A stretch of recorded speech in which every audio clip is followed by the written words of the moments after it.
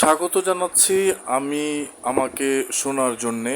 যেতে যেতে পথে হাঁটতে হাঁটতে যেগুলো বলে থাকি, একেবারেই বলতে পারি বিভিন্ন বিষয়ে, তো সেটার ধারাবাহিকতায় আমি বলছি এখন একটি ছোট্ট ঘটনা। সেটা আলবার্ট আইনস্টাইন একদিন বিকেলে রাস্তায় হাঁটছেন।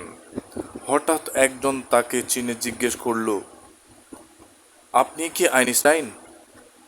তিনি বললেন, হ্যাঁ, তবে আমি এখন আমার বাড়ির ঠিকানাটা ভুলে গেছি।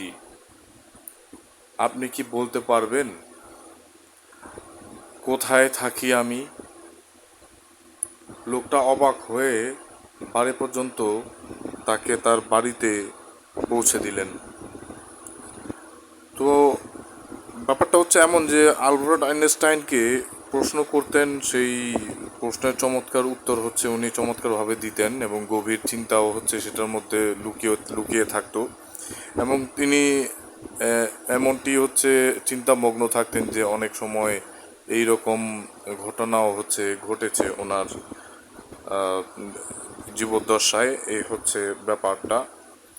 তো আমি সংক্ষিপ্তভাবে এতটুকু বললাম। তো আমি এখন যেটা বলছি সেটা যে এটা শুনতে পাচ্ছেন বা শুনবেন যারা, বা তারা শুনতে পারবেন Suman Sarwar voice Facebook page থেকে, এবং Suman Sarwar voice YouTube channel থেকে। সেটাতেই এই কথাগুলো পাওয়া যাবে।